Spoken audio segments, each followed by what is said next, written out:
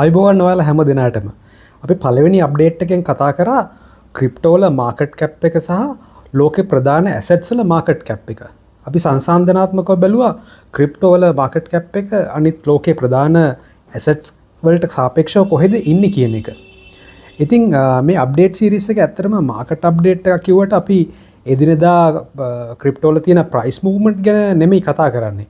අපි ඊට වඩා ටිකක් එහාට ගිහිල්ලා මේක ඇසට් එකක් විදියට මේකේ ඉතිහාසය මේකේ විකාශනය මේකේ ප්‍රයිස් කොහොමද මූව් වෙන්නේ කියන එක ගැන අපි ඊට වඩා පුළුල් විස්තරයක් තමයි මේ අප්ඩේට් එකෙන් ඔයාලට දෙන්න බලාපොරොත්තු වෙන්නේ. ඉතින් අද අපි තවදුරටත් බිට්කොයින් ගැන බලමු. බිට්කොයින් ගැන මාකට් අප්ඩේට් එක බලන්න අපි කොයින් මාකට් කැප් එකට යමු. ගිහිල්ලා බිට්කොයින් ඕපන් කරනවා. ඊට පස්සේ අපිට බලා ගන්න පුළුවන් බිට්කොයින් ගැන සියලුම මාකට් ඩේටා මේ ක්‍රිප්ටෝ මාකට් කැප් මේ පේජ් එකෙන් මුලින්ම වම් පැත්තට ගියොත් වම් පැත්තේ උඩම කරන්ට් ප්‍රයිස් එක තියෙනවා 73247ක් මේ වෙලාව වෙනකොට බිට්කොයින් ප්‍රයිස් එක ටෝටල් මාකට් කැප් එක ඩොලර් ට්‍රිලියන 1.46ක් පෙර දිනට සාපේක්ෂව සුළු පහළ යාමක් පෙන්눔 කරනවා. ඊට පස්සේ අපි ගත්තොත් මෙන්න මේ total supply සහ max supply මේක ඊටාම අපිට වැදගත් කාරණා දෙකක්. total supply එක නැත්නම් maximum supply එක වෙන්නේ Bitcoin වල Bitcoin මිලියන 21යි. කිසිම ආකාරයකින් මිලියන 21ට වඩා Bitcoin ප්‍රමාණයක් create කරන්න පුළුවන් කමක් නැහැ. මේ මිලියන 21න් අද වෙනකොට මිලියන 20.03ක්ම ක්‍රියේට් වෙලා ඉවරයි. එතකොට තව ඉතා සුළු බිට්කොයින් ප්‍රමාණයක් තමයි අලුතෙන් ක්‍රියේට් වෙන්න තියෙන්නේ. මෙන්න මේ බිට්කොයින් වල උපරිම සප්ලයි එක මිලියන 21ක් වීමත් බිට්කොයින් ක්‍රියේට් වෙන ප්‍රමාණය වසර 4න් 4ට භාගයක් වීම නැත්නම් halving cycle එකක ගමන් කිරීම මේ බිට්කොයින් වල ඩිසයින් එකේ තියෙන ඉතාම සුවිශේෂී කාරණාවක්. අපි ඒ ගැන තවත් ඉදිරියට කතා කරමු. දැන් මේ ප්‍රයිස් chart එක ගත්තොත් ඇත්තටම බිට්කොයින් මුලින්ම ලෝකයට හඳුන්වා දෙන්නේ 2008 2009 ඒ අතර කාලයේදී සතෝෂි නකමොටෝ කියන පුද්ගලයා විසින්. නමුත් ඔහුගේ අනන්‍යතාවය පිළිබඳව තාමත් නිසි පැහැදිලි කිරීමක් නැහැ. නමුත් මේ බිට්කොයින් ලෝකයට හඳුන්වා දීම 2008-9 කාලය අතරතුර තමයි සිද්ධ වෙන්නේ. ඉතින් ඒ කාලේ ඩොලර් එකකටත් වඩා අඩුවෙන් වටිනාකමක් ලැබුණු බිට්කොයින් ක්‍රමයෙන් තම පළවෙනි වසර 4 අවසන් කරන්නේ 2012 අවුරුද්දේ.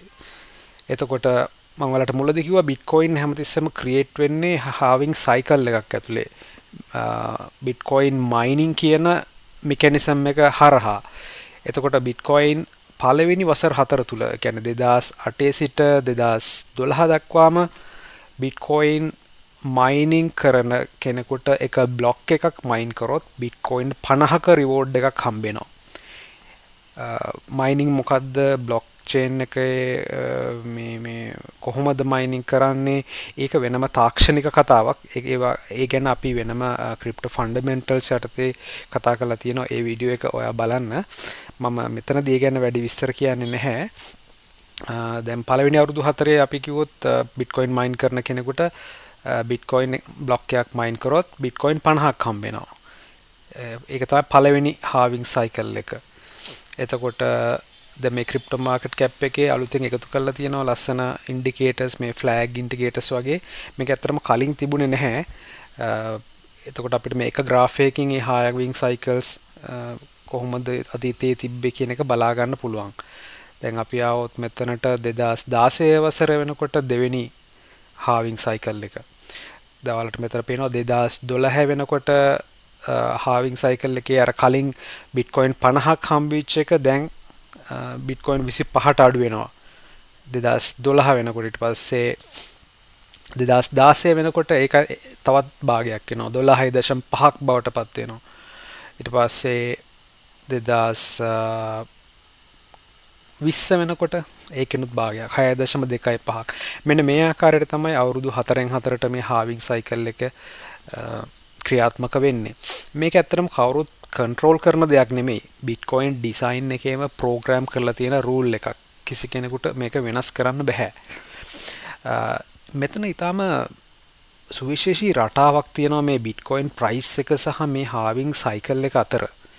දැන් අපි පසුගිය වසර 16 පුරාවට ඒ හාවින් සයිකල්ස් හතරම ඔබ්සර්ව් කරොත් අපිට දැක ගන්න පුළුවන් බිට්කොයින් හැමතිස්සෙම පළවෙනි හාවින් සයිකල් එක ඉවර කරාට පස්සේ ඊළඟට එන වසර තුල ප්‍රයිස් එක හොඳ අප්වර්ඩ් මූව්මන්ට් එකකට යනවා. ඒක පහුගිය හාවින් සයිකල්ස් හතර තුලම අපිට දකින්න ලැබිච්ච දෙයක්. දැන් අපි අත්දකින අන්තිම හාවින් ඊය එක තමයි 2024. එතකොට 2024 අවුරුද්දේ හාවින් සයිකල් එක ඉවරනාට පස්සේ අපි දකිනවා 2025 දී බිට්කොයින් $1,26,000ක උපරිමයක් කරා ළඟා වෙනවා. හැබැයි මේ හාවින් සයිකල් කියන එක අතීත පැටර්න් එකක්. ඒකෙන් අපිට කියන්න බෑ මේක දිගින් දිගටම මේ ආකාරයේ සයිකල් එකක ප්‍රයිස් එක යනවා කියලා. මොකද අපි 2025 අවුරුද්ද වෙනකොට ක්‍රිප්ටෝ වල ලෝකයේ සුවිශේෂී වෙනස්කම් ගණනාවක් දකිනවා. ආයතන බ්ලැක් රොක් වගේ විශාල සුවිශාල ආයතන බිට්කොයින් ETF වලට පිවිසෙනවා. ඊට පස්සේ US ගවර්න්මන්ට් එකේ ක්‍රිප්ටෝ සම්බන්ධව ඉතාමත් අනාගතයට සුබවාදී නීති සම්පාදනය වෙනවා. ඉතින් මෙන්න මේ වගේ කරුණුත් එක්ක මේ ඉන්ස්ටිටියුෂන්ස් ක්‍රිප්ටෝ වලට පැමිණීම අපි දකිනවා මේ 2025 අවුරුද්දේ. ඉතින් ඒ නිසා අපිට ඉදිරියේදී මේ 4A සයිකල් එක මේ ආකාරයෙන්ම ක්‍රියාත්මක වේද කියන එක හරියටම කියන්න බෑ. නමුත් තවමත් අපිට අද මේ මොහොතේ වෙනකුණුත් අපිට දකින්න තියෙන්නේ තාමත් බිට්කොයින් 4A සයිකල් එකේ ඒ තමුන්ගේ සුපුරුදු ගමන යනවා කියන එක තමයි. ඉතින් අපි මේක මේ ගමන වෙනස් වුණා කියලා අපිට පැහැදිලි සාක්ෂියක් අපිට දකින්න ලැබෙනකන් තාමත් අපි මේ බිට්කොයින් 4 සයිකල් එක තුල ඉන්නවා කියන එක මම හිතන්නේ අපි මේ විදිහට තේරුම් ගත්තොත් ඒක අපිට වඩා නිවැරදි වෙයි කියලා හිතන්න පුළුවන්. ඉතින් මෙන්න මේ විදිහට තමයි බිට්කොයින් බල ආරම්භය හාවින් අවුරුදු 4න් 4ට මේ හාවින් සයිකල් එක ඊට පස්සේ හාවින් සයිකල් එකට පස්සේ ප්‍රයිස් එකේ එන අප් මූව්මන්ට් එක ඊට පස්සේ අප් මූව්මන්ට් එකකින් පස්සේ එන බෑ මාකට් එක සාමාන්‍යයෙන් අවුරුද්දක විතර කාලයක් තුල පවතින බෑ මාකට් එක මෙන්න මේ වගේ ලස්සන පැටර්න්ස් ටිකක් අපිට දකින්න පුළුවන් මේ බිට්කොයින් මේ පසුගිය අවුරුදු 16ක ඉතිහාසය පුරාවටම.